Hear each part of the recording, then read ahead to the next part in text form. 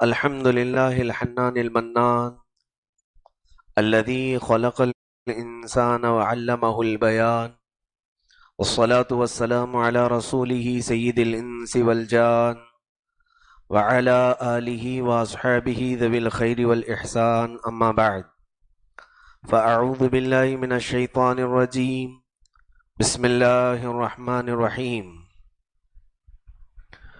قال الذي عنده علم من الكتاب أنا آتيك به قبل أن يرتد إليك طرفك فلما رآه مستقرا عنده قال هذا من فضل ربي إلى آخر هذه الآية. صدق الله مولانا العظيم وبلغنا رسوله النبي الأمين المتين المختار الكريم، ونحن على ذلك لمن الشاهدين والشاكرين والحمد لله رب العالمين.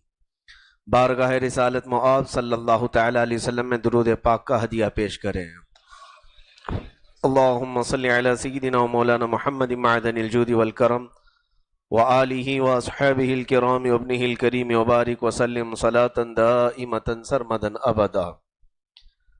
بحمدہ تعالی آج ماہ ربیع الاخر کی پہلی تاریخ ہے، جس کو ہم ربیع الغوث بھی کہتے ہیں. ربیع کہتے ہیں بہار کو، یعنی ربیع الغوث کا مطلب ہوا غوث کی بہار آ گئی، کیونکہ عاشقان مصطفیٰ، عاشقان اولیاء جو دنیا بھر میں ہیں، اس ماہ مبارک کو عام الفاظ میں اگر سننا چاہیں تو یوں کہتے ہیں 11ویں کا مہینہ آ گیا. اور 11ویں کے نام سے بھی جو شخصیت موسوم ہے یا منسوب ہے وہ سلطان الاولیاء، قطب ربانی، محبوب سبحانی، شہباز اعلی مکانی، سیدی عبد القادر الجیلانی رضی اللہ تعالی عنہ کی ذات پاک ہے. عزیزان گرامی وقار، اولیاء کاملین امت کے لیے انبیاء اکرام علیہم السلام کے پرتو ہوا کرتے ہیں، ان کے جمال و جلال کا عکس ہوا کرتے ہیں. رسول کریم صلی اللہ تعالی علیہ وسلم کی ذات پر تمام نبیوں کا سلسلہ ختم ہو گیا، لیکن آپ کے بعد سے لے کر قیامت تک آپ کی امت میں اولیاء تو آتے رہیں گے، اور ہر ولی کسی نہ کسی نبی کا پرتو بن کر کے آئے گا. پرتو کا مطلب ہوتا ہے کہ ان کی زندگی میں جو خصوصیات اللہ نے ان کو عطا کی تھیں، ان کے عکوس، ان کے جمال، ان کے جلال کی چند جھلکیاں اولیاء کی زندگی میں بھی پائی جاتی ہیں. خود سلطان الاولیاء سیدنا غوث پاک رضی اللہ تعالیٰ عنہ فرماتے ہیں اپنے قصیدے میں، جس کو قصیدہ غوثیہ کہا جاتا ہے، وَكُلُّ وَلِيٍّ لَهُ قَدَمٌ وَإِنِّي عَلَى قَدَمِ النَّبِيِّ بَدْرِ الْكَمَالِ. ہر ولی کسی نہ کسی نبی کا پرتو ہوتا ہے، کسی نہ کسی نبی کے قدم پر ہوتا ہے، اور میں بحمدی تعالی رسول پاک کا پرتو بن کر کے آیا ہوں. بدر الکمال رسول کریم صلی اللہ علیہ وسلم کو فرمایا گیا، یعنی پورا مکمل آب و تاب کے ساتھ چمکنے والا 14ویں کا چاند. وہ مصطفیٰ کریم صلی اللہ علیہ وسلم کی ذات پاک کو مراد لیتے ہوئے کہہ رہے میں اس بدر الکمال کا پرتو بن کر کے آیا. عزیزان گرامی، ویسے 11ویں کے مہینے کی بہت ساری ہمارے ہاں معمولات ہیں اہل سنت و جماعت کے ہاں، کہ ہم ہر گھر میں سلطان الاولیاء غوث پاک رضی اللہ تعالیٰ عنہ کو یاد کرنے لگتے ہیں. جگہ جگہ جلسے ہوتے ہیں، محافل ہوتی ہیں، اور ختم قادریہ، ختم خواجگان، الگ الگ انداز سے اوراد و وظائف کا بھی معمول ہے. لیکن میں سب سے پہلے قرآن و حدیث کی روشنی میں اولیاء کے مقام کی طرف چلنا چاہتا ہوں. کہیں ایسا کسی کے ذہن میں نہ آئے کہ اولیاء کرام کے متعلق جتنی باتیں کرتے ہیں یہ صرف بریلوی طبقے کے لوگ کرتے ہیں، یا پھر یہ صرف سنی لوگ کرتے ہیں. نہیں میرے عزیزو، قرآن عظیم اور رسول کریم صلی اللہ تعالی علیہ وسلم کی مستند اور صحیح احادیث ہمیں جو بتاتی ہیں ہم وہی بات کریں، سب سے بہتر ہے. اولیاء کرام کے متعلق تو قرآن کئی مرتبہ یوں فرماتا ہے، الا ان اولیاء اللہ لا خوف علیہم ولا هم يحزنون. کسی جگہ یوں فرماتا ان اولیاءہ الا المتقون انما ولیکم اللہ ورسولہ والذین آمنوا۔ اللہ رب العزت نے قرآن میں فرمایا بے شک اس کے اولیاء، اللہ کے ولی، ولی کہتے ہیں دوست کو، اللہ کے دوستوں کو نہ کوئی خوف ہے اور نہ کوئی غم ہے۔ اور اس کے دوست ہوتے کون ہیں؟ ان اولیاءہ الا المتقون۔ رب تعالیٰ فرماتا ہے اس کے دوست صرف وہی ہوتے ہیں جن کے اندر تقوی ہوتا ہے، خوف خدا ہو، پرہیزگاری ہو، وہ اللہ کے دوست ہیں۔ اور ان کا تصرف کیا ہے، ان کی طاقت کیا ہے، احادیث کریمہ کی روشنی میں بھی ہے اور قرآن میں بھی ہے۔ جو ولایت کے مقام پر پہنچتا ہے رب تبارک و تعالی اس کو کچھ خصوصیات عطا کرتا ہے، عام بندوں سے ہٹ کر کے اسے کچھ خصوصیات عطا کرتا ہے۔ ایک بات یاد رکھیں، نبوت اور ولایت دو الگ چیزیں ہیں۔ نبی یہ چن لیے گئے، عبادت سے نہیں بنے ہیں، وہ اللہ کا انتخاب ہیں، اللہ نے جسے سلیکٹ کیا وہ نبی ہے۔ اور ولی آپ کے لیے بھی راستہ کھلا ہوا ہے۔ ولایت جو ہے بندہ کبھی اپنے مجاہدات، اپنے عبادات، اپنے زہد و تقوی سے بھی ولایت کے مقام کو حاصل کر لیتا ہے، لیکن اس میں فضل الہی تو ضرور ہونا ہی ہونا ہے۔ لیکن بعض اولیاء وہ ہیں جو عبادات سے، مجاہدوں سے، تقوی، طہارت یعنی اعمال کی وجہ سے ولایت کے مقام کو نہیں پہنچے، بلکہ وہ ماں کے پیٹ سے آتے ہی ولایت کو حاصل کر چکے تھے۔ بعض اولیاء وہ ہیں جن کو بچپن میں ہی اللہ نے ولایت کا مقام عطا کیا ہے۔ تو اللہ کا ولی ہونا یہ بھی ایک انتخاب ہی ہے، اللہ جسے چاہ لے، اللہ جسے پسند کر لے۔ اور کبھی رب تبارک و تعالیٰ کسی ایسی ادا پر پسند کرتا ہے جسے تم سمجھ بھی نہیں پاتے ہیں، بظاہر ہمیں وہ چھوٹی سی ادا لگتی ہے لیکن اللہ کی بارگاہ میں وہ بہت مقدس ہو جاتی ہے۔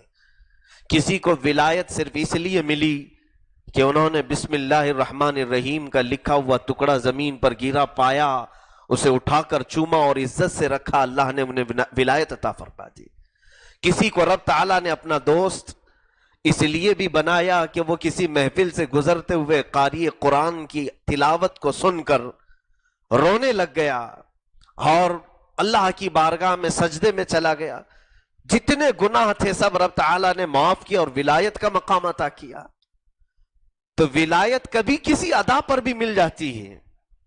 آپ اللہ رب العزت کو راضی کرنے کے لیے کوئی نہ کوئی عمل کرتے رہیں۔ بعض تو وہ ہیں جنہوں نے صرف جانوروں کو پانی پلایا، انہیں اللہ نے ولایت عطا کی ہے کہ میرے مخلوق پر اس نے رحم کیا ہے، اس کو میں اپنا دوست بناتا ہوں۔ تو یہ ولایت کے جو حاصل کرنے کے مقامات یا طریقے ہیں وہ بہت ہیں، الگ ہیں۔ محبوب الہی نظام الدین اولیاء رضی اللہ تعالیٰ عنہ سے پوچھا گیا تھا کہ اللہ تک پہنچنے کے کتنے راستے ہیں؟ انہوں نے فرمایا پوری زندگی بھر میں جتنی مرتبہ تم سانس لیتے ہو اتنے راستے ہیں اس تک پہنچنے کے، وہ کروڑوں ہو سکتے ہیں، کروڑوں راستے ہیں اللہ تک پہنچنے کے لیے اور اس کا دوست بننے کے لیے۔ تم ہر چیز میں عمل کرتے رہو۔ بہرحال میں قرآن کے متعلق عرض کر رہا ہوں کہ ولایت اور اللہ کے ولی ہونے پر جو طاقت دی جاتی ہے، وہ قوت دی جاتی ہے، اس کا ذکر صاف قرآن پاک میں موجود ہے۔ دو ولیوں کا ذکر میں قرآن سے آپ کو بتاؤں گا، نبیوں کا نہیں۔ ویسے قرآن میں بہت سارے واقعات انبیاء کے ہیں، لیکن دو ولیوں کی شان بھی قرآن نے بیان کی۔ ولایت، ایک بات آپ کو معلوم ہونی چاہیے، عورت نبی نہیں ہو سکتی، عورت ولی ہو سکتی ہے، ولیہ ہو سکتی ہے۔ تو قرآن میں جس خاتون کا صراحتاً ذکر آیا ہے وہ صرف سیدہ بی بی مریم رضی اللہ تعالیٰ عنہ، عیسیٰ علیہ السلام کی والدہ ماجدہ۔ تو کیا یہ نبی ہیں؟ نہیں ہے، لیکن اتنی بات تو طے ہے کہ وہ اللہ کی ولیہ ضرور ہیں، ولیہ ہیں۔ جتنی خواتین پاکیزہ طہارت والی ہیں وہ ولایت تو حاصل کر سکتی ہیں اور ولایت کے مقام کو پہنچی بھی۔ تو سیدہ بی بی مریم کا تذکرہ قرآن میں کئی جگہ پر آیا ہے۔ ان کی شان یہ تھی، ان کی ماں نے انہیں بیت المقدس میں وقف کر دیا تھا پیدا ہوتے ہی، کیونکہ ان کی ماں نے منت مانگی تھی جب وہ حمل میں تھی۔ اے اللہ اگر یہ پیدا ہونے والا بیٹا ہو تو میں تیرے گھر بیت المقدس کے لیے اس بچے کو وقف کر دوں گی. فلما وضعتها قالت رب انی وضعتها انثى، لیکن جب وہ پیدا ہوا بچہ تو وہ لڑکا نہیں لڑکی پیدا ہوئی، اور اس کا نام مریم رکھا ان کی والدہ نے، بی بی حنا نے. اور اپنی منت کے مطابق، اپنی نظر کے مطابق بیت المقدس میں لا کر کے، جب حضرت زکریہ علیہ السلام بیت المقدس کے متولی تھے یا ذمہ دار تھے، امام تھے، بیت المقدس کے سربراہ تھے، اس وقت آپ کے ہاتھ میں دے دیا کہ میں نے منت مانگی تھی اللہ کی بارگاہ میں، جو بچہ ہوگا میں اسے وقف کروں گی، یہ آپ قبول کر لیں. انہوں نے لے لیا اور بچے کو پالنے کے لیے، بچی کو پالنے کے لیے ایک محراب وقف کر دیا الگ سے. بیت المقدس کے اندر جو بہت سارے محراب تھے اس میں سے ایک محراب وہ آج بھی ہے جس کو محراب مریم کہا جاتا ہے. آج بھی اس محراب میں اس چھوٹی سی بچی کو رکھا گیا. حضرت بی بی مریم کی پرورش کیسے ہوئی، ان کی تربیت کیسے ہوئی، حضرت زکریہ علیہ السلام کے ذمے تھی. نہ ان کی ماں وہاں تھی نہ ان کے باپ وہاں تھے، وہ اللہ کے گھر میں پلتی رہیں. اور ظاہر سی بات ہے اللہ نے ان کو منتخب کر لیا تھا اپنی ولایت کے لیے. اب قرآن پاک میں رب تعالیٰ فرماتا ہے 3 پارے میں کہ کلما دخل علیہا زکریا المحراب وجد عندها رزقا. جب جب حضرت زکریہ علیہ السلام اس محراب میں جاتے تھے بی بی مریم کے، تو وہاں پر دیکھتے قسم قسم کے پھل رکھے ہوئے ہیں، الگ الگ انداز کے فروٹ ہیں، بے موسم کے پھل.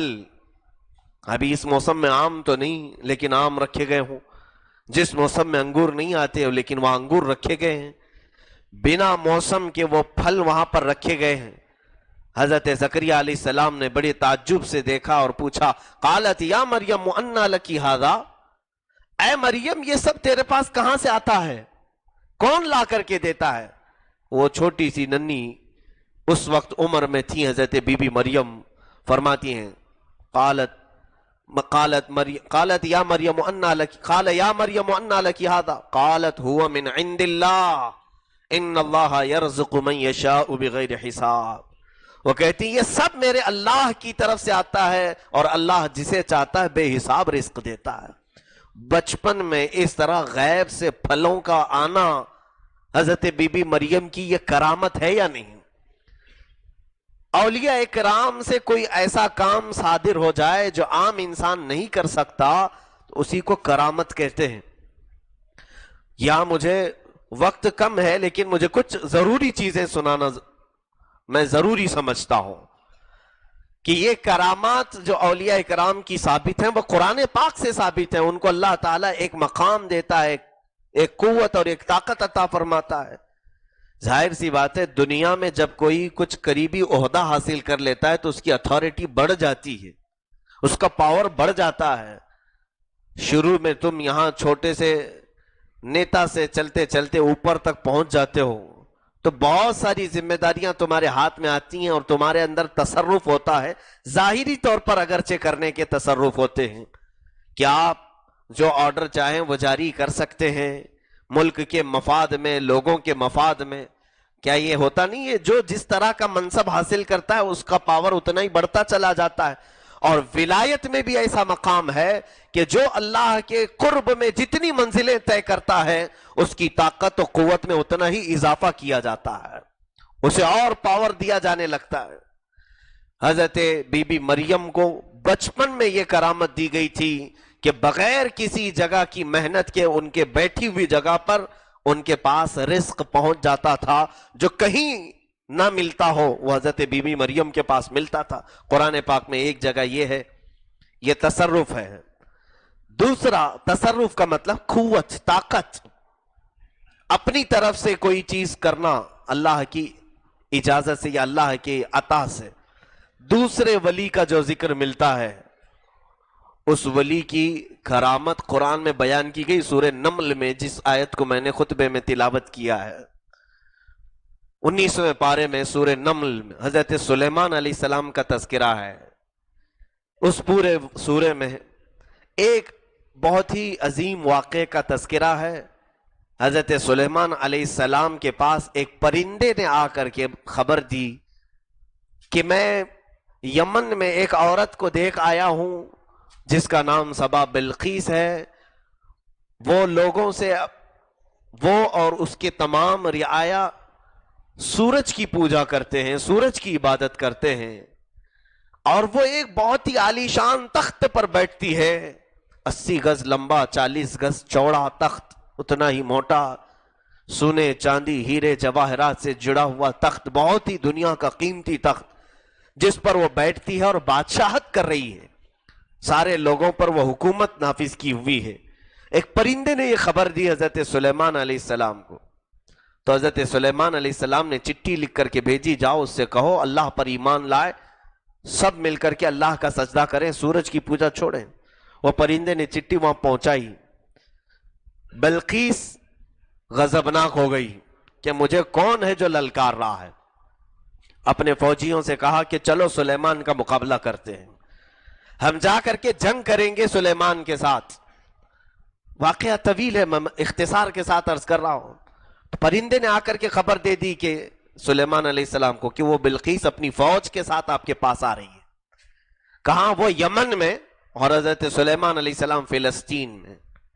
کئی 100 کلومیٹر کا فاصلہ بیچ میں ہے, 1000 سے زیادہ ان دونوں کے بیچ میں فاصلہ ہے. یمن سے وہ نکلی ہے. پرندے نے آ کر کے خبر دے دی, کیونکہ سلیمان علیہ السلام کے متعلق قرآن میں ہے وَعُلِّمْنَا مَنْطِقَ الطَّيْرِ, سلیمان علیہ السلام کو پرندوں کی بولیوں کا علم بھی دیا گیا. وہ ہر پرندے کی بولی جانتے تھے, وہ نبی تھے. مجھے یہاں جو بتانا ہے وہ ولی کی شان.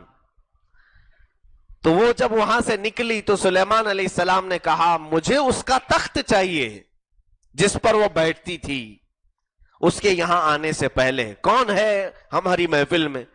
قال عفریت من الجن انا آتیک بہ قبل ان تقوم من مقامک. سلیمان علیہ السلام کے دربار میں جنات بھی ہوتے تھے, انسان بھی ہوتے تھے. تو ایک جن کھڑا ہوا اور اس نے کہا اے اللہ کے نبی, میں وہ تخت لے کر کے آؤں گا, آپ کی یہ محفل ختم ہونے سے پہلے ہے. محفل ختم ہونے میں کتنا وقت لگے گا, لیکن وہ جن کی طاقت تھی. اس نے کہا میں لاؤں گا, 1000 کلومیٹر دور ہے, ٹھیک ہے, بہت لمبا چوڑا بھاری وزنی ہے, ٹھیک ہے, میں لے آؤں گا آپ کی محفل ختم ہونے سے پہلے. سلیمان علیہ السلام نے اپنی محفل میں نظر دوڑائی, پوچھا اور کوئی ہے جو اس سے جلدی لا سکتا ہے؟ اب قرآن کی آیت میں کوٹ کر رہا ہوں, کوئی الگ سے اپنی بات نہیں کروں گا, اٹھا کر کے جا کر قرآن پڑھ لینا. قال الذی عنده علم من الکتاب. اب ایک وہ شخص کھڑا ہوا, اب جن نہیں, انسان کھڑا ہوا. انسان کھڑا ہوا, کیا کہا؟ کون سا انسان کھڑا ہوا؟ اس کی صفت بھی اللہ نے قرآن میں بیان کی ہے, ایرا غیرا نتھو کھیرا نہیں. قال الذی عنده علم من الکتاب. وہ کھڑا ہوا جس کے پاس کتاب کا علم تھا. کون سی کتاب کا علم تھا؟ اس زمانے میں حضرت سلیمان علیہ السلام کے پاس زبور تھی. زبور اللہ کی کتاب تھی, زبور کا علم ان کے پاس تھا. تفسیر میں مفسرین نے اس بندے کا نام آصف بن برخیہ بتایا. وہ نبی نہیں تھے, سلیمان علیہ السلام کی امت کے ایک ولی تھے, آصف بن برخیہ. یہ کھڑے ہوئے, قرآن ان کے بارے میں کیا کہہ رہا ہے؟ قال الذی عنده علم من الکتاب. وہ کھڑا ہوا جس کے پاس کتاب کا علم تھا. پھر اس نے کیا کہا؟ انا آتیک بہ قبل ان یرتد الیک طرفک. اے اللہ کے نبی, میں وہ تخت لے آؤں گا. کتنی دیر میں؟ آپ کی پلک جھپکنے سے پہلے, آپ کی آنکھ کی پلک جھپکنے سے پہلے میں لے آؤں گا. یہ تو بات ہماری عقل میں نہیں آ رہی نا. پلک جھپکنے سے پہلے 1500 کلومیٹر لمبی مسافت میں موجود تخت آئے گا کیسے؟ لیکن قرآن کو تم جھٹلا نہیں سکتے. فوراً اس کے بعد قرآن کہہ رہا ہے فَلَمَّا رَآهُ مُسْتَقِرًّا عِنْدَهُ. جب حضرت سلیمان علیہ السلام نے ابھی اس کی بات سنی اور پلٹ کر کے دیکھا تو وہ تخت لا چکے تھے, وہ تخت وہاں حاضر کر چکے تھے. وہ 80 گز لمبا 40 گز چوڑا تخت. یہ کون لایا؟ نبی نہیں, ایک ولی. اس ولی کی کرامت کا تذکرہ سورہ نمل میں قرآن پاک کی 19ویں پارے میں موجود ہے. جو کرامتوں کے منکر ہیں ان کے منہ پر تھپڑ مار کر کے یہ بتا سکتے ہیں ہم کہ یہ قرآن کریم کی آیات شاہد ہیں اولیاء کی کرامات پر. اور اب سنیے، انہوں نے تخت تو حاضر کر دیا، ایسا نہیں ہے کہ کوئی بھی ادھر ادھر سے اٹھا کر کے لائے، ادھر ادھر سے اٹھا کر کے لا کر کے دی. ادھر ادھر سے بھی کہاں سے لا پائیں گے پلک جھپکنے سے پہلے. اور جب بلقیس آئی اپنے فوج کے ساتھ، کافی لمبا سفر طے کر کے وہ آئی، سلیمان علیہ السلام سے جب مکالمہ ہوا، بات چیت ہوئی، تو حضرت سلیمان علیہ السلام نے کہا نکرو لہا عرشہا، اس کے تخت میں تھوڑا سا ادھر ادھر سے ڈیمیج کر دو، الگ الگ جگہ پر کچھ الگ نشان لگا دو تاکہ دیکھتے ہیں وہ پہچانتی ہے کہ نہیں. جب بلقیس آئی، حضرت سلیمان علیہ السلام نے پوچھا، یہ میں قرآن کی آیتیں پڑھ رہا ہوں، سے وہی ترجمہ کروں گا. قال اہٰذا عرشکی، پوچھا سلیمان علیہ السلام نے کیا تیرا تخت بھی ایسا ہی تھا؟ اہٰذا عرشکی قالت کأنہ ہوا، ایسا ہی نہیں تھا بلکہ یہی ہے. دنیا میں ایسا کوئی تخت نہیں ہے، میں جانتی ہوں یہ میرا ہی تخت ہے. اور اس کے بعد وہ صبا بلقیس ایمان لائی، اسلمت مع سلیمان للہ رب العالمین، وہ اسلام لائی یہ کہتے ہوئے کہ میں سلیمان کے رب پر ایمان لاتی ہوں. تو یہ واقعہ ہوا. آصف بن برخیہ نے کیا کہا، ارے میری طاقت تو دیکھو، میری قوت تو دیکھو، میں کتنی دور سے تخت لے آیا. نہیں، اس کے بعد انہوں نے جو جملہ کہا وہ قرآن میں ذکر ہے. اللہ فرماتا ہے آصف بن برخیہ نے پلک چھپکنے سے پہلے اتنی دوری پر موجود وہ تخت حاضر کر دیا سلیمان علیہ السلام کے دربار میں. پھر کہا ھذا من فضل ربی، یہ میرے رب کے فضل سے ہوا ہے. یا اولیاء کرام کی صفات ہیں. دو کرامات یہ میں نے قرآن سے بتائے، اور بھی بہت ساری چیزیں ہیں، لیکن میرے عزیزو کرامات کا انکار جائز نہیں. اللہ کے ولیوں کو اللہ تعالیٰ وہ تصرف و طاقت عطا کیا ہے. اب ذرا میں آؤں امت مصطفیٰ کے اولیاء کی طرف. رسول کریم صلی اللہ تعالیٰ علیہ وسلم کی امت کے اولیاء، دیگر تمام اولیاء اپنے مقام پر. قرآن کیا کہا آصف بن برخیہ کے بارے میں؟ قال الذی عندہ علم من الکتاب. سلیمان علیہ السلام بنی اسرائیل کے نبی ہیں. سلیمان علیہ السلام بنی اسرائیل کے نبی ہیں اور ان کے امتی بنی اسرائیل ہی ہیں. اور تیسری بات، جس بندے نے یہ کہا میں لاؤں گا پلک جھپکنے سے پہلے، کیا طاقت تھی ان کے پاس؟ قرآن کہتا ہے ان کے پاس زبور کا علم تھا. زبور کا علم جس کے پاس ہے، اتنی طاقت ہے. اب میں موازنے کے اعتبار سے اگر کہوں، ادھر بنی اسرائیل کے نبی نہیں، سید الانبیاء محمد رسول اللہ صلی اللہ علیہ وسلم، اور ان کی امت بنی اسرائیل نہیں، خیر امت جو تمام امتوں میں افضل ہے. اور اس امت کا کوئی ولی دوسرے عام ولی نہیں بلکہ سلطان الاولیاء غوث العظم عبد القادر جیلانی، ان کے پاس زبور کا نہیں بلکہ سید الکتب، کتابوں کی سردار قرآن کا علم ہو، تو پھر طاقت کا اندازہ آپ کیسے کر سکتے ہو؟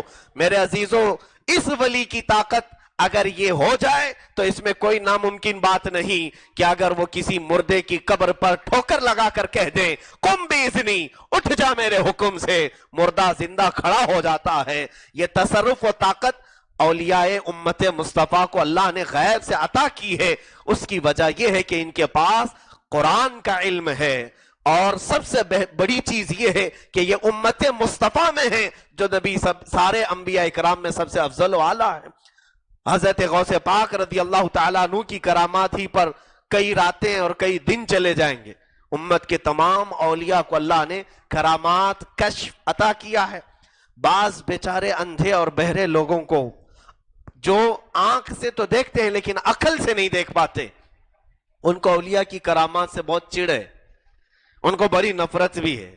کہتے ہیں یہ سب فضول باتیں ہیں، ایسی چلتی رہتی ہیں، یہ قصے ہیں، کہانیاں ہیں. میرے عزیزو، کیا قرآن بھی اسی طرح کی جھوٹے قصے اور کہانیاں سنا رہا ہے؟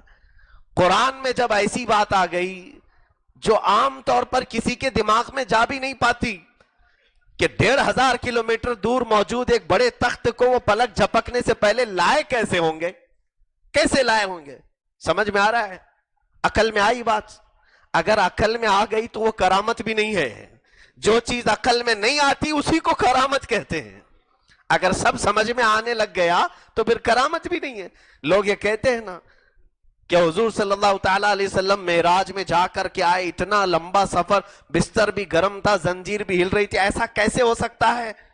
ایسا کیسے ہو سکتا ہے؟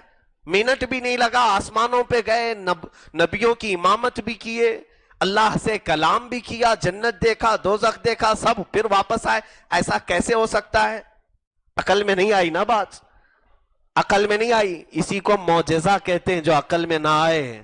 اگر وہ سارے کام تمہیں سمجھ میں آنے لگ جاتے تو پھر تم کہتے یہ سائنس ہے, معجزہ نہیں.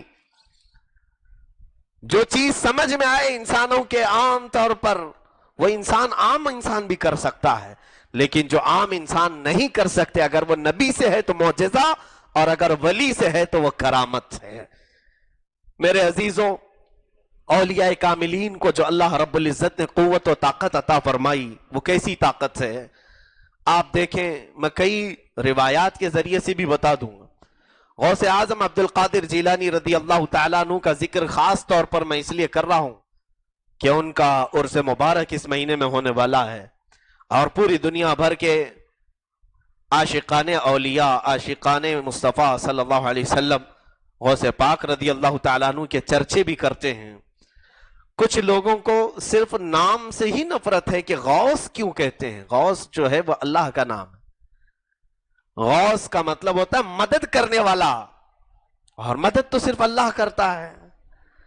تم غوث غوث کیوں کہتے ہو؟ ان کا نام تو شیخ عبد القادر جیلانی ہے. میرے عزیزو, غوث کیوں کہتے ہیں یہ بھی میں بتا دوں آپ کو, مدد کرنے والا. یہاں کچھ لوگوں کو یہی تکلیف ہے کہ وہ اپنے دماغ سے شیطانی وسوسوں میں گھرے ہوئے ہیں. تھوڑا سا عقل کے پردوں کو ہٹاؤ اور سمجھنے کی کوشش کرو. ہمارے حضرت نے ایک مرتبہ اس بات کو یوں سمجھایا تھا کہ تم جو ہے اولیاء کے مدد کرنے کے طریقے پر اعتراض کرتے ہو, اس کو میں عام طریقے سے سمجھاتا ہوں. کیسے؟ کہا جب تم سوتے ہو, نیند میں ہوتے ہو, نیند میں ہونے کے بعد, نیند دیکھو اس کو کہا گیا ہے موت کی بہن ہے. یہ نیند بھی جو ہے آدھا مرنا ہے. اسی لیے جب نیند سے ہم اٹھتے ہیں تو دعا جو ہمیں سکھائی گئی ہے وہ یہی ہے, الحمدللہ الذی احیانا بعد ما اماتنا. تمام تعریفیں اس اللہ کے لیے جس نے ہمیں موت کے بعد دوبارہ اٹھایا ہے. یہ ایک طرح کی موت ہے, یہ ہاف ڈیتھ جس کو کہتے ہیں, آدھی موت. اب اس آدھی موت نیند میں ہو سکتا ہے آپ سوئے اور سوتے ہی رہ گئے, پھر نہ اٹھے, ایسا بھی ممکن ہے. کئی لوگوں کے ساتھ ایسا ہوا ہے, سوئے اور پھر کبھی نہیں اٹھے, نیند میں ہی ان کی موت آئی ہے. لیکن اس نیند میں ہوتا کیا ہے آپ دیکھیں. نیند میں سونے کے بعد آپ ایسی ایسی چیزیں دیکھتے ہیں جو ظاہری طور پر کر بھی نہیں سکتے. خواب میں نہیں دیکھتے, جو خوابوں میں دیکھتے ہیں آپ کیا دیکھتے ہیں. کبھی آپ امریکہ پہنچے ہیں, کبھی آپ یو کے پہنچے ہیں, کبھی عرب میں پہنچے ہیں, اور آپ پر کوئی اعتراض نہیں کرتا. اگر آپ خواب بتائیں گے بھی کوئی آپ کو کچھ نہیں کرے گا, پکڑ کے نہیں لے جائے گا. تو کیسے گیا تھا بغیر ویزے کے؟ پولیس پکڑے گی تو نہیں کہ تیرے پاس پاسپورٹ بھی نہیں, ویزا بھی نہیں, اور تو کیسے امریکہ پہنچ گیا, کیسے عرب چلا گیا. نہیں, اس پر کسی کی پابندی نہیں. جانتے ہیں یہ نیند میں جو ہم دیکھتے ہیں یہ ہماری روحوں کا سفر ہوتا ہے. ہماری روحیں سفر کرتی ہیں. حدیث پاک میں ہے تم اگر وضو کے ساتھ سوتے ہو تو تمہاری روحیں جنت کا سفر کرتی. رات کو ہماری روحیں سفر میں ہوتی ہیں, اور پھر یہ ملاقات بھی کرتی ہیں الگ الگ لوگوں سے. ہماری روحیں, آپ کی بھی روحیں نکلی ہیں, ہماری بھی روحیں نکلی ہیں, اور روحوں کا جو آپس میں ملاقات کا معاملہ ہوتا ہے وہ ہمیں نیند میں دکھایا جاتا ہے. اور یہ حدیث پاک میں بھی ہے کہ مومن کا خواب نبوت کا 46واں حصہ ہے, یعنی بشارت ہے یہ ایک طرح سے. یہ میں وہی باتیں عرض کر رہا ہوں جو میرے استاد گرامی, مرشد گرامی, مربی گرامی حضور تاج الشریعہ رحمت اللہ تعالی علیہ نے فرمایا تھا. فرماتے ہیں کہ روحیں سفر کرتی ہیں اور روحوں کو اللہ تبارک و تعالیٰ نے جسم سے زیادہ طاقت دیا ہے. جسم کو سفر کرنے کے لیے پیر کی ضرورت، گاڑی کی ضرورت، سواری کی ضرورت، لیکن روح کو سفر کرنے کے لیے کسی چیز کی ضرورت نہیں. وہ پل بھر میں کہیں سے کہیں جا سکتی. تم جسم کو چاہے جتنا بھی طاقتور بنا لو، جتنی بھی چیزیں کھا کر، لیکن سفر کرنے کے لیے تمہیں گاڑی، گھوڑے، سواری وغیرہ کی ضرورت تو پڑے گی ہی پڑے گی، لیکن روح کو نہیں ضرورت پڑتی. اسی لیے اولیاء کاملین نے جسموں کو سنوارنے کی بجائے روحوں کو سنوارنا شروع کیا. اور روح سنورتی ہے اللہ کے ذکر سے، روح طاقتور ہوتی ہے اللہ کے ذکر سے. اب روح جس کی جتنی مضبوط ہوتی ہے اتنا تیز وہ سفر کرتی ہے، اتنی تیز وہ سفر کرتی ہے. اب نیند کے وقت بھی روح نکالی جاتی ہے اور موت کے وقت بھی روح نکالی جاتی ہے. موت کے بعد اولیاء کاملین جو انتقال کر چکے اپنی قبروں میں ہیں، ان کی روحیں کہاں ہیں؟ ان کے متعلق فرمایا گیا، بہت ساری حدیثوں میں بھی ملتا ہے، اچھوں کی روحیں اعلیٰ علیین میں ہوتی ہیں، اچھوں کی روحیں سبز قالب میں جنت میں ہوتی ہیں، اچھوں کی روحیں مقام زمزم کے پاس ہوتی ہیں. یہ سب روایات میں موجود ہیں. کچھ حرم پاک میں ہوتی ہیں، کچھ میرے آقا صلی اللہ تعالیٰ علیہ وسلم کے دروازے کے پاس ہوتی ہیں. اچھی روحیں موت کے بعد اچھی جگہوں پر رکھی جاتی ہیں اور برے لوگوں کی روحیں غلاظت میں رکھی جاتی ہیں، گندی جگہوں پر ہوتی ہیں. تو اب اچھوں میں سے جو سب سے اچھے ہوتے ہیں وہ اولیاء کاملین ہوتے ہیں. اب یہاں پر میں بتانا چاہتا ہوں کہ کیسے ایک ولی مدد کرتا ہے. آپ یہ کہتے ہیں آپ یہاں سے پکاریں گے، وہ بغداد میں ہے، کیسے سنتے ہیں؟ تم یہاں سے کہہ رہے ہو یا غوثا یا غوث المدد، اور وہ بغداد میں ہیں، وہ کیسے سنتے ہیں؟ میرے عزیزو، تم اپنے جسموں پر قیاس مت کرو. یہاں روحوں کا معاملہ ہے کہ جب تمہاری روح پکارتی ہے، ان کی روح اعلیٰ علیین میں ہے اور وہ اپنی روحانی طاقت سے تمہاری پکار کو سنتے بھی ہیں، اور اللہ نے جو انہیں مدد کی اجازت دی ہے اس سے وہ مدد بھی کرتے ہیں، اس سے وہ مدد بھی کرتے ہیں. اللہ نے ان کو اجازت دی ہے اولیاء کاملین کو کہ وہ امت کی مدد کریں اور مخلوق خدا پر رحم کریں اور ان کے ساتھ مدد کا معاملہ کریں. حدیث پاک میں بھی ہے کہ جب تم جنگل میں کہیں گم ہو جاؤ، راستہ نہ ملے، یوں پکارو اعینونی یا عباد اللہ، اے اللہ کے ولیوں، اے اللہ کے بندوں میری مدد کرو. یہ حضور نے خود فرمایا اعینونی، حدیث میں ملتا ہے کہ تم پکارو اے اللہ کے ولیوں میری مدد کرو، اے اللہ کے بندوں میری مدد کرو. اگر یہ دعا تم 3 مرتبہ پکارو گے، اللہ غیب سے تمہاری مدد کا انتظام فرمائے گا. اگر مدد کے لیے پکارنا جائز نہ ہوتا، مدد کے لیے پکارنا جائز نہ ہوتا تو حدیث میں یہ تعلیم کبھی نہیں آتی کہ جنگل میں اگر راستہ بھٹک جاؤ تو اللہ کے ولیوں کو، بندوں کو پکارو. میرے عزیزو، ایک شبہ جو لوگوں کے دماغ میں ہے اس کو میں حل کرنا چاہتا ہوں. حقیقت میں مدد صرف اللہ ہی کرتا ہے. ایاک نعبد و ایاک نستعین، اے مولا ہم تیری ہی عبادت کرتے ہیں اور تجھ سے ہی مدد مانگتے ہیں. یہ سچی بات ہے. مدد جو حقیقت میں ہے وہ اللہ کے سوا کوئی نہیں کرتا. لیکن دیکھیں بارش کون برساتا ہے؟ اللہ برساتا ہے نا. ہوا کون چلاتا ہے؟ اللہ چلاتا ہے. رزق کون دیتا ہے؟ اللہ دیتا ہے. لیکن حدیثیں پڑھو گیا تو اس میں یہ بھی لکھا گیا ہے روزی پہنچانے کا کام میکائیل علیہ السلام کرتے ہیں، پانی برسانے کا کام میکائیل علیہ السلام کرتے ہیں، روح نکالنے کا کام اسرائیل علیہ السلام کرتے ہیں، پیغام پہنچانے کا کام جبرائیل علیہ السلام کرتے ہیں، اور بھی بہت سارے کام ہیں جو فرشتے کر رہے ہیں. تو کیا تم یہ کہو گے اللہ نہیں کرتا، فرشتے کر رہے ہیں؟ آپ یہ کہہ سکتے ہیں روح اللہ نہیں نکالتا، فرشتہ نکالتا ہے؟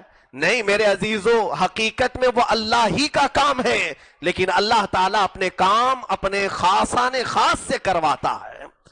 ملائکہ سے کبھی کرواتا ہے، کبھی اولیاء سے کرواتا ہے. تو ملائکہ سے جو کام ہے اس کو تو تسلیم کرتے ہیں سب لوگ، لیکن اللہ کے ولیوں سے جو کام ہے اس کو نہیں مانتے.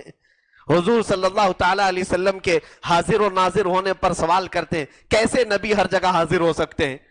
کیسے ہر جگہ تم حاضر و ناظر مانتے ہو؟ رسول یہاں پر بھی ہیں، رسول وہاں پر بھی ہیں، رسول یہاں پر بھی ہیں. میرے عزیزو تم رسول کے حاضر و ناظر ہونے پر اعتراض تو کرتے ہو، لیکن اسرائیل کے حاضر ہونے پر کبھی اعتراض نہیں کرتے۔ اسرائیل پل بھر میں یہاں روح نکالنے کے لیے آئے، کبھی یورپ میں گئے، کبھی امریکہ میں گئے، کبھی افریقہ میں گئے، ہر جگہ وہ منٹ سے پہلے پہنچ رہے ہیں۔ کیسے ممکن ہے؟ اسرائیل کے متعلق تو تمہارا یقین ہے کہ وہ ایک سیکنڈ میں یہاں، دوسرے سیکنڈ میں دوسری جگہ۔ ارے وہ اسرائیل جو میرے مصطفیٰ کے پاس دروازے پر کھڑے ہو کر اجازت مانگتے ہو، اس نبی کونین کے حاضر و ناظر ہونے کا عالم کیا ہو سکتا ہے؟ اب یہاں پر میں بات بتاؤں، اولیاء کاملین کو اللہ رب العزت نے جو قوتیں طاقتیں دی ہیں، وہ نبیوں پر ہونے والے اعتراضات کو ختم کرنے کے لیے ہی ہیں۔ غوث پاک رضی اللہ تعالیٰ عنہ نے اکثر اپنی کرامات سے لوگوں کو جواب دیا ہے، جو نبی کی شان میں گستاخی کرتے تھے اپنی کرامات سے انہیں بتایا ہے۔ ایک مرتبہ ایک صاحب آئے اور انہوں نے غوث پاک رضی اللہ تعالیٰ عنہ کو دعوت دی، کہا کہ حضور کل دوپہر میرے گھر تشریف لائیں۔ آپ نے قبول فرما لیا۔ تھوڑی دیر کے بعد ایک اور مرید آئے، کہا حضور کل دوپہر میرے گھر تشریف لائیں، قبول فرما لیا۔ تیسرے آئے، کہا کل دوپہر میں میرے گھر میں دعوت ہے، آپ تشریف لائیں، قبول فرما لیا۔ یہاں تک کہ کل ہی دوپہر کی دعوت تقریباً 70 لوگوں نے دے دی اور سب کی آپ نے قبول کی، روایت میں موجود ہے۔ دوسرے دن غوث پاک رضی اللہ تعالیٰ عنہ دعوت میں تو گئے بھی، اور شام میں جنہوں نے غوث پاک کی مہمان نوازی کی تھی وہ آ کر کے سب کے سامنے فخر کر رہے ہیں۔ ایک صاحب کہتے ہیں آج تو میرے گھر پہ سلطان الاولیاء آئے تھے، دوسرا کہتا ہے نا تم غلط بول رہے ہو، آج دوپہر میں تو میرے گھر آئے تھے، تیسرے کہتے ہیں نہیں میرے گھر آئے تھے۔ یہ بات بڑھتی چلی گئی، دعوے دار بہت ہونے لگ گئے، میرے گھر آئے تھے، میرے گھر آئے تھے۔ سبوں نے یہ کہا چلو ہماری بات کرنے سے بہتر ہے غوث پاک سے ہی پوچھتے وہ کس کے گھر گئے تھے، وہ اگر بتا دے تو ہم مان لیں گے کہ جس کے گھر وہ گئے تھے ہم اسی کی بات کو یقین سے مانیں گے۔ سب آئے، اس میں علماء بھی تھے۔ غوث پاک رضی اللہ تعالیٰ عنہ اس وقت اپنے مکان پر نہیں، کہیں باہر کسی درخت کے پاس بیٹھے ہوئے تھے۔ حاضر ہوئے لوگوں نے پوچھا کہ حضور ان کا دعویٰ ہے کہ آپ ان کے گھر کل گئے تھے، ان کا دعویٰ ہے کہ آپ ان کے گھر گئے تھے، سب دعویٰ کر رہے ہیں کہ آپ ان کے گھر آئے تھے۔ آپ نے کچھ جواب نہیں دیا، کہا لوگوں اپنی آنکھیں بند کر لو۔ تھوڑی دیر کے لیے لوگوں نے آنکھیں بند کی، پھر کہا اپنی آنکھیں اٹھا کر درخت پر دیکھو۔ درخت پر دیکھا تو ہر پتے پر غوث پاک کا جلوہ نظر آ رہا ہے۔ فرمایا اللہ رب العزت نے عبد القادر کو یہ قوت عطا کی ہے کہ وہ بیک وقت 70 مقامات پر حاضر ہو سکتا ہے۔ اب اسی سے میرے غوث پاک نے جواب دیا، جو غوث پاک عبد القادر جیلانی بیک وقت 70 مقامات پر جا سکتے ہیں، میرے آقا کونین صلی اللہ تعالیٰ علیہ وسلم بیک وقت 70,000 امتیوں کے گھر بھی جا سکتے ہیں۔ عزیزان گرامی، اولیاء کی طاقت و قوت نبیوں پر آنے والے اعتراضات کا دفاع بھی ہوتی ہے، ڈیفنس بھی ہوتی ہے، اور ایک دو جگہ نہیں کئی جگہ ڈیفنس آپ نے فرمایا۔ غوث پاک رضی اللہ تعالیٰ عنہ کے زمانے میں یہ مشہور واقعہ ہے کہ ایک عیسائی مبلغ آ کر کے لوگوں کو مرتد بنا رہا تھا، اور اس کا دعویٰ یہ تھا کہ دیکھو محمد افضل نہیں عیسیٰ افضل ہیں، اس لیے کہ عیسیٰ مردوں کو زندہ کرتے تھے، محمد مردوں کو زندہ نہیں کرتے تھے صلی اللہ علیہ وسلم، کیونکہ قرآن میں لکھا ہوا ہے وَأُبْرِئُ الْأَكْمَحَ وَالْأَبْرَصَ وَأُحْيِي الْمَوْتَى بِإِذْنِ اللَّهِ۔ عیسیٰ علیہ السلام کہتے تھے میں کوڑیوں کو شفا دیتا ہوں، مادرزاد اندھوں کو بینائی دیتا ہوں، اور جو مردہ ہیں انہیں میں زندہ کرتا ہوں اللہ کے حکم سے۔ یہ قرآن میں عیسیٰ علیہ السلام کے متعلق لکھا گیا ہے کہ وہ مردوں کو زندہ کرتے تھے، لیکن نبی کونین صلی اللہ علیہ وسلم کے بارے میں قرآن میں تو نہیں آیا۔ تو بہت سارے لوگ اس کی اس لاجک پر یعنی فریفتہ ہو کر اسلام چھوڑ رہے تھے۔ بہت سارے لوگ یہ سمجھ رہے تھے ہاں عیسیٰ علیہ السلام کا مقام بہت زیادہ بلند تھا کہ وہ مردوں کو زندہ کرتے تھے، قرآن جب کہہ رہا ہے تو عیسیٰ علیہ السلام حضور سے افضل ہیں۔ یہ تمام باتیں گردش کرنے لگی۔ غوث پاک کے پاس جب یہ بات آئی تو آپ نے اس مبلغ کو بلایا اور کہا کیا تیرا چیلنج ہے؟ کہا میرا یہی دعویٰ ہے کہ میں تمہارے قرآن سے بتاؤں گا ہمارے نبی عیسیٰ افضل ہے محمد صلی اللہ علیہ وسلم سے، اس لیے کہ قرآن کہتا ہے کہ عیسیٰ مردوں کو زندہ کرتے تھے، اور محمد صلی اللہ علیہ وسلم کے بارے میں کہیں قرآن میں نہیں۔ غوث پاک رضی اللہ تعالیٰ عنہ کو جلا لایا، آپ نے اس کا ہاتھ پکڑا اور کہا چل تو قبرستان، اور تو جس قبر پر ہاتھ رکھے میں زندہ کر کے دکھا دوں گا۔ یہ ولی کو جب جلا لائے اس نے کہا یہ کوئی باتیں ایسی مردوں کو زندہ کرنے والی؟ आपने उसका हाथ थामा और लेकर चले आए और पुराने कब्रिस्तान में बहुत सीधा कब्र थी, उसके पास वो खड़ा हो गया और कहा कि आप इस कब्र वाले को जिंदा कर सकते हैं? सुल्तानुल औलिया अब्दुल कादिर जिलानी क़द्दसल्लाहु सिर्रहु शरीफ फरमाते हैं, सुन, पहले इसमें कौन सो रहा है वो भी मैं तुझे बता दूंगा। इसमें एक वो शख्स है जो 200 साल पहले मर चुका है और अपने जिंदगी में ये गाना गाता था और गाने से अपनी कमाई करता था, उसी से खाता था। अब मैं तेरे सामने इसे जिंदा करूंगा तो गाती ही उठेगा। ये वली की करामत तो देखें, कब्र के अंदर कौन है उसे भी जान रहे हैं, फिर भी लोग मेरे नबी के इल्म गैब पर एतराज कर रहे हैं। गौसे पाक रदियल्लाहु ताला अन्हु ने यह कहा और उसकी कब्र के पास एक ठोकर लगाई, कुम बिइज़्नी, मेरे हुक्म से उठ जा। ईसा अलैहिस्सलाम क्या कहते थे? कुम बिइज़्निल्लाह, अल्लाह के हुक्म से उठ जा। हजरत गौसे पाक ने कहा मेरे हुक्म से उठ जा। कब्र शक हुई और मुर्दा खड़ा हुआ गाते हुए जैसे आपने कहा था और वापस आपने उसे अपनी कब्र में कर दिया। ये सही रिवायात एक जगह से नहीं, कई किताबों में ये रिवायत मौजूद है। अब उसके बाद उस ईसाई मुबल्लिग से गौसे पाक ने पूछा, बता अब ईसा अलैहिस्सलाम जो मुर्दों को जिंदा करते थे वो तूने देखा था कि खाली पढ़ा है? कहा नहीं, सिर्फ पढ़ा हूं, लेकिन मेरे मुर्दा जिंदा करने को तो अपने आंखों से तू देख लिया। अब बता कौन अफजल है?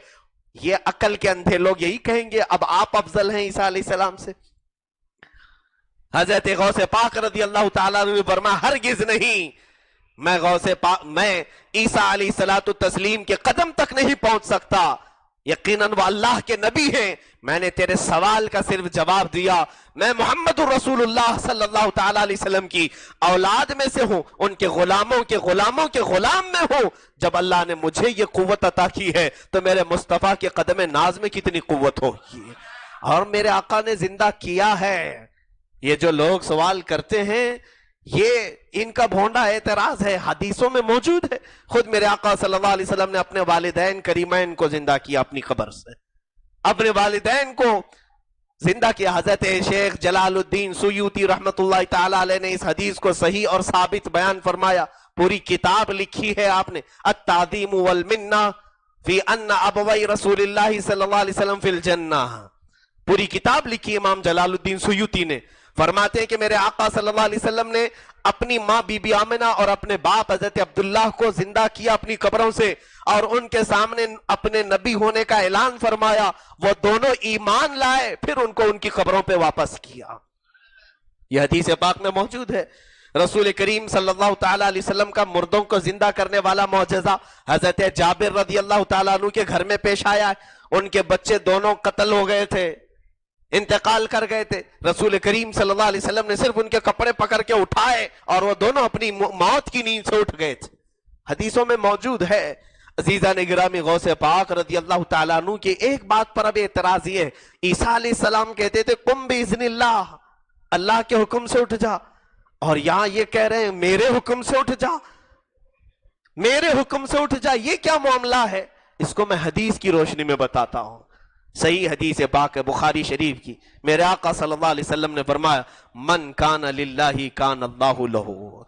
जो अल्लाह का हो जाता है अल्लाह उसका हो जाता है, अल्लाह उसका हो जाता है। इस हदीस के आगे के अगर अल्फाज पढ़ेंगे आप, यहां तक कि रब ताला फरमाता है मेरा बंदा मुझसे इतना करीब होता है, इतना करीब होता है, इतना करीब होता है कि मैं उसके कान बन जाता हूं जिससे वह सुनता है, मैं उसके हाथ बन जाता हूं जिससे वह पकड़ता है, मैं उसकी जुबान बन जाता हूं जिससे वह बोलता है। ये रब ताला फरमा रहा है, हदीस कुदसी है। अल्लाह फरमा रहा है मैं उसकी जुबान बन जाता हूं जिससे वह बोलता है। अब मेरे अजीजों फलसफा समझ में आ गया। बाज औलिया कामिलीन वो होते हैं जिन्होंने याद इलाही से अपने कल्ब को ऐसा मुनव्वर किया कि उनके दिल पर अल्लाह की तजल्लियां गिरती रहती हैं, रब ताला के नूर की तजल्लियां उनके कल्ब पर बराह रास्त वारिद होती हैं। अब वो जो बोलते हैं गुफ्ते वो गुफ्ते खुदा बुअत गरचे अज हल्कू में अब्दुल्ला बुअत, फारसी में कहा गया है औलिया का मकाम ये होता है उनका कहना अल्लाह का कहना होता है, अगरचे उनकी जुबान से निकल रहा होता है। अब गौसे आजम ने जो कहा मेरे हुक्म से उठ जा, कुम बिइज़्नी, जुबान तो उनकी थी लेकिन कलमा मेरे रब्बे जुल जलाल का था। तो इस एतबार से कोई एतराज नहीं। अगर अल्लाह ने फरमाया मेरे हुक्म से उठ जा तो क्या एतराज है, क्या सवाल है इस पर? تو اولیاء کی زبان سے کبھی ایسی جملے نکلتے ہیں جو در حقیقت اللہ کے کلمے ہوتے ہیں اور زبان ان کی ہوتی ہے. یہ حدیث میں موجود ہے. اللہ رب العزت نے اولیاء کاملین کو وہ مقام و تصرف عطا کیا ہے. میرے عزیزوں، غوث اعظم رضی اللہ تعالیٰ عنہ کے مقامات بہت بلند و بالا ہیں، بہت بلند و بالا ہیں. ان کی کرامات تواتر کی حد تک پہنچے ہیں. یہ عام لوگوں کی بات تو چھوڑیں کہ سلطان الوہابیہ، امام الوہابیہ، شیخ ابن تیمیہ، بہت بڑے اہل حدیث کے امام کا نام جو میں ذکر کر رہا ہوں، بہت ساری کتابیں ان صاحب نے لکھی ہیں. اور شیخ ابن تیمیہ کا یہ کہنا ہے بہت سارے اولیاء پر اس نے تنقید کی، حتیٰ کہ حضرت فاطمہ الزہرا کی غلطیاں گنائی اس نے. یہ شیخ الوہابیہ، لیکن انہوں نے خود یہ لکھا کہ جتنی کرامات صحیح تواتر کے ساتھ شیخ عبد القادر جیلانی کی مجھ تک پہنچی ہیں، کسی اور ولی کی نہیں پہنچی. یہ میں نہیں کہہ رہا ہوں. اسی لیے کہا گیا الفضل لما شہید بہ الاعداء، فضیلت تو اس کی ہے جس کی دشمن بھی گواہی دے رہے ہوں. غوث پاک رضی اللہ تعالیٰ عنہ کو ہم دوسروں سے بھی اگر آپ کو بتائیں، ورنہ اگر عاشقوں سے سننا ہے غوث پاک کو تو عاشقوں کی زبان سے تو سننا ہو تو بریلی کے امام سے سننا ہوگا. واہ کیا مرتبہ غوث ہے بالا تیرا، اونچے اونچوں کے سروں سے ہے قدم آلہ تیرا، سر بھلا کیا کوئی جانے کے ہے کیسا تیرا، اولیاء ملتے ہیں آنکھیں وہ ہے تلوہ تیرا. سارے اقطاب جہاں کرتے ہیں کعبے کا طواف، کعبہ کرتا ہے طواف در والا تیرا. کیا دبے جس پہ حمایت کا ہو پنجہ تیرا، شیر کو خطرے میں لاتا نہیں کتا تیرا. غوث پاک رضی اللہ تعالیٰ عنہ کے بچپن سے لے کر کے آپ کی تا عمر اخیر جو معاملات ہیں اس کو مختصراً انداز میں انشاءاللہ العزیز اتوار کے دن میں ایک محفل یہاں پر منعقد کرنا چاہوں گا، خاص طور پر سیرت غوث پاک رضی اللہ تعالیٰ عنہ اور ختم قادریہ کی محفل ہوگی. اس کے بعد ہی انشاءاللہ العزیز میرا سفر بھی ہے. دعا کریں اللہ رب العزت غوث پاک کے آستانے پر ہم سب کی حاضری نصیب فرمائے. الہی دکھا دے بغداد وہ کیسی بستی ہے جہاں پر رات دن مولا تیری رحمت برستی ہے. غوث پاک رضی اللہ تعالیٰ عنہ کے آستانے سے ہم سب وہی دعا کریں جو اعلیٰ حضرت نے دعا کیا تھا، تجھ سے در، در سے سگ، اور سگ سے ہے مجھ کو نسبت. سگ کہتے ہیں کتے کو. غوث پاک کے دربار میں پلنے والے کتے کا بھی حال یہ ہوتا ہے کہ وہ شیر پر بھاری ہو جاتا ہے. یہ بھی روایت میں ہے آپ کے ہاں ہڈیاں کھا کر پلنے والا کتا شیر کو پل بھر میں ٹکڑے کر کے رکھ چکا تھا. اور اسی لیے نسبت میں اعلیٰ حضرت فاضل بریلوی جو وقت کے مجدد ہیں وہ کہتے تجھ سے در، یعنی آپ سے غوث پاک آپ کے دروازے کو نسبت ہے، آپ کے دروازے سے آپ کے کتے کو نسبت ہوگی. وہ پالا ہوا کتا نہیں ہے بلکہ خود سے پلا ہوا کتا ہے. آپ سے تجھ سے در، در سے سگ، اور سگ سے ہے مجھ کو نسبت. میری گردن میں بھی ہے دور کا ڈورا تیرا، اس نشانی کے جو سگ ہیں نہیں مارے جاتے، حشر تک میرے گلے میں رہے پٹا تیرا. عزیزان گرامی وقار، غوث پاک رضی اللہ تعالیٰ عنہ کے متعلق جو لوگ اعتراضات کرتے ہیں میں ان سے کہتا ہوں کہ آپ اللہ کے ولی کے متعلق خبردار کوئی جملہ نہ کہیں، اس لیے کہ حدیث پاک میں ہے اللہ تعالیٰ کے حبیب صلی اللہ علیہ وسلم نے فرمایا، یہ حدیث قدسی ہے، من عادى لی ولیا فقد آذنتہ بالحرب. اللہ خود فرما رہا ہے جس نے میرے کسی ولی سے دشمنی کی، من عادى لی ولیا، جس نے کسی میرے ولی سے دشمنی کی، فقد آذنتہ بالحرب، میں اسے اپنے ساتھ جنگ کا اعلان کرتا ہوں. اللہ فرما رہا ہے وہ آئے میرے ساتھ جنگ کرے. کیا تم میں سے کوئی ہمت جٹا پائے گا کہ اللہ سے جنگ کرے گا؟ اللہ کے ولیوں کو تکلیف دینا، اذیت دینا، یہ در حقیقت اللہ رب العزت کو للکارنا ہے. رب تبارک و تعالیٰ کے ساتھ جنگ کرنے کا چیلنج کرنا ہے. کبھی ایسا نہ ہو کہ اولیاء کے متعلق تمہاری زبان سے کچھ جملے نکلے. میں نے کافی دنوں قبل یہ بات کہی تھی، امام غزالی کی بات مجھے بہت صاف نظر آتی ہے کہ دیکھنا بندے کے حلالی اور حرامی ہونے کا پتہ بھی اس سے لگتا ہے. اللہ والوں کی شان میں اگر جملے بکتا ہے، غلیظ الفاظ کہتا ہے، تو شک ہے اس کے پیدائش میں کہ وہ صحیح طریقے سے دنیا میں نہیں آیا، حرام ذریعے سے دنیا میں آیا ہے.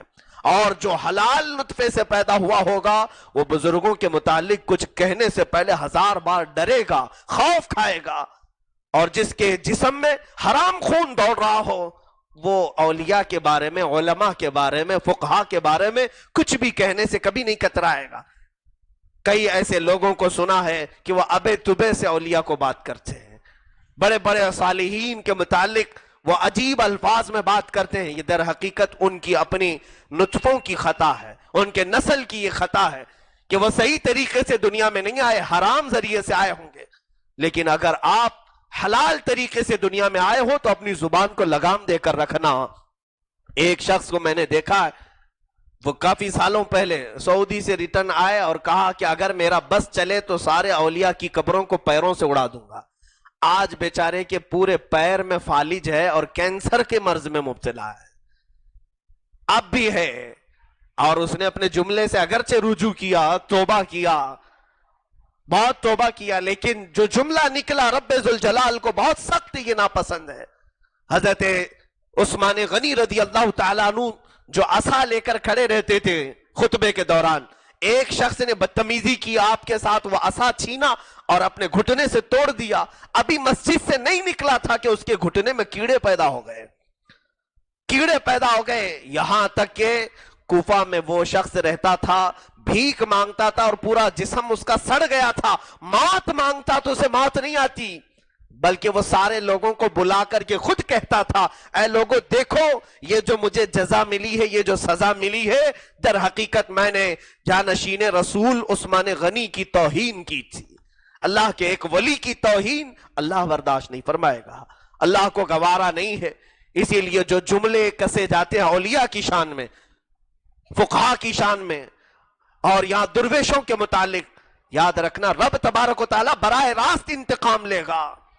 جنہوں نے بھی اس کے اولیاء کو پریشان کیا، ستایا، ان کا نشان بھی نہیں، آج سب تباہ ہو گئے، برباد ہو گئے، ختم ہو گئے، اور ان کی کوئی تاریخ نہیں لوگوں نے یاد رکھی۔ لیکن وہ اولیاء کاملین آج بھی جمے ہوئے ہیں، اگرچہ وہ قبر میں گئے ہیں لیکن دلوں پر آج بھی حکومت کر رہے ہیں۔ عزیزان گرامی، یہ ماہ پاک غوث پاک رضی اللہ تعالیٰ عنہ کا ہے ضرور، لیکن کچھ چیزیں میں ضرور عرض کروں گا، کچھ خرافات جو کی جاتی ہیں سنیت کے نام پر، اس سے بچنے کی کوشش کریں۔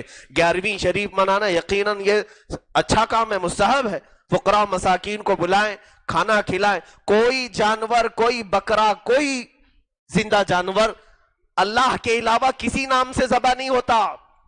لوگ یہاں پر شبہ دیتے ہیں کہ دیکھو ہندو لوگ چڑھاوے کرتے ہیں اپنے بتوں کے نام پر، اور سنی لوگ اپنے پیروں اور ولیوں کے نام پر ذبح کرتے ہیں۔ وہ بیوقوف ہیں، آؤ جب ہم ذبح کرتے ہیں تو سامنے کھڑے رہو، دیکھو ہم کیا کہتے ہیں، بسم اللہ اللہ اکبر کہہ کر کے ذبح کریں، کسی ولی کے نام سے، حتیٰ کہ نبی کے نام سے بھی ذبح نہیں ہوگا، اللہ کے نام سے ہی جانور ذبح ہوں گے۔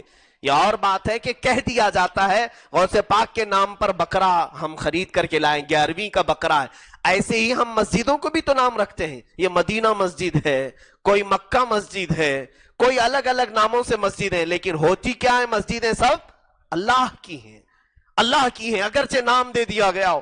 کچھ خرافات سے بچنے کی کوشش کریں۔ 11ویں میں کچھ لوگوں نے یہ سمجھ لیا ہے کہ ہم 11ویں کرتے تھے تو چاہے وہ قرضہ لے کر کے ہی وہ کرنا ہی کرنا ہے، ایسا نہیں، کوئی ضروری نہیں ہے قرض میں ڈوب کر کے 11ویں کرنا، اور دکھاوے اور ریاکاری کے لیے اگر کوئی کرتا ہے تو یہ سارا عمل اس کے منہ پر مار دیا جائے گا۔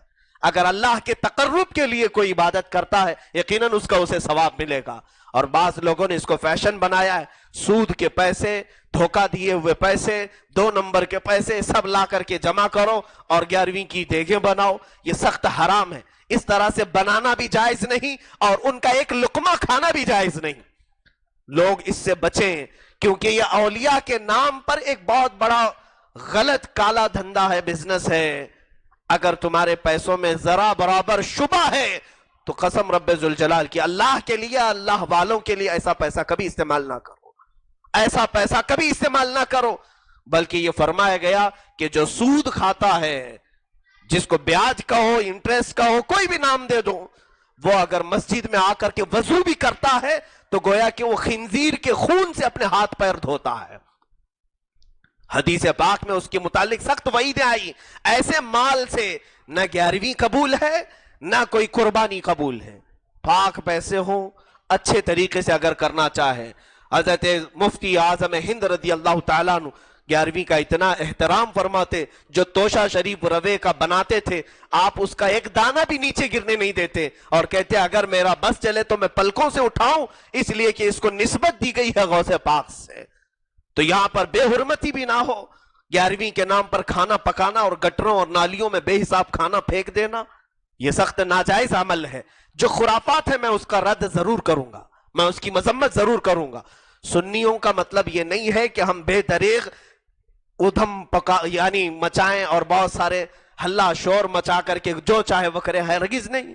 جو صحیح طریقہ ہمارے بزرگوں سے ثابت ہے اسی طریقے سے کریں، یقیناً آپ کو فیضان غوث اعظم ضرور میسر ہوگا، ضرور ملے گا۔ سلطان الاولیاء کی وہ بشارت سنا کر میں اپنی گفتگو کو ختم کرتا ہوں۔ آپ نے فرمایا ہے میرے سلسلے میں داخل ہونے والا مرید، غوث پاک کے سلسلے میں داخل ہونے والا مرید، آپ فرماتے ہیں اگر وہ مشرق میں ہے اور میں مغرب میں ہوں، اگر اس کا ستر کھل جائے میں وہیں سے اس کے ستر پوشی کروں گا، میں اس کے ستر کو چھپاؤں گا۔ اور پھر فرمایا غوث پاک رضی اللہ تعالیٰ عنہ نے کہ میرا ہر مرید جو ایمان پر مرا ہو جب تک وہ جنت میں نہیں جائے گا میں بھی نہیں جاؤں گا۔ یہ غوث پاک کا فرمان ہے۔ سلطان الاولیاء غوث اعظم رضی اللہ تعالیٰ عنہ کے سلسلے میں جو قادری سلسلے میں داخل ہوئے ان کے لیے یہ بڑے فخر کی بات ہے، لیکن شرط ہے کہ وہ ایمان پر انتقال کیا ہو۔ غوث پاک رضی اللہ تعالیٰ عنہ کی سفارش ہوگی، میرے آقا صلی اللہ تعالیٰ علیہ وسلم کی شفاعت ہوگی اور جنت میں جائیں گے۔ اور اسی لیے ہمارے مرشد گرامی نے فرمایا ہے اختر قادری خلد میں چل دیے، خلد واہ ہے ہر ایک قادری کے لیے، خلد واہ ہے کھلی ہوئی ہے ہر ایک قادری کے لیے۔ عزیزان گرامی یہ فرامین فضیلت میں ہو گئے مریدوں کی۔ لوگ مرید ہو کر یہ کہتے ہیں اب میں جب تک جنت میں نہیں جاؤں گا غوث پاک بھی نہیں جائیں گے، میں اگر مشرق میں ہوں وہ مغرب میں ہیں وہیں سے میری مدد بھی کریں گے۔ یہ سب فضیلتوں پہ بات ہوئی، لیکن ایک بات یہ بھی سن لیں، آپ نے ممبر پر کھڑے ہو کر غوث پاک نے فرمایا میرے مریدوں میں سے جو نماز کو ترک کرتا ہے اسے مسلمانوں کے قبرستان میں بھی نہ لایا جائے، اس سے میرا کوئی تعلق نہیں۔ غوث پاک نے یہ بھی فرمایا اس پر بھی عمل کرو۔ 11ویں جتنے آپ زور و شور سے مناتے ہو اس سے افضل، اس سے مستحب ہے نمازوں کی پابندی بھی کریں۔ مولا تبارک و تعالیٰ ان اولیاء کا فیض ہم سب پر جاری و ساری فرمائے، غوث پاک سے ہماری نسبتوں کو قائم و دائم رکھے۔ مولا تعالیٰ ہم سب کو اولیاء کے غلاموں میں زندہ رکھے، اولیاء کے ساتھ قیامت کے دن ہمارا حشر فرمائے، گستاخان اولیاء کی صحبت سے ہماری حفاظت فرمائے، دشمنان اولیاء سے ہم سب کو دور فرمائے۔ اے رب ذوالجلال جتنے حاضرین ہیں، مسلین ہیں، سامعین ہیں، سامعات ہیں، سب کو مولا قادری سلسلے میں مولا ان کا جو فیض ہے سلطان الاولیاء کا ہر ایک کے سینے پر تو نازل فرما دے، ہمارے گھروں میں جلوہ غوث اعظم نصیب فرما دے۔ وصلی اللہ تعالی علی خیر خلق محمد وآلہ واصحابہ اجمعین، وآخر دعوانا ان الحمدللہ رب العالمین۔ مرشدی اختر رضا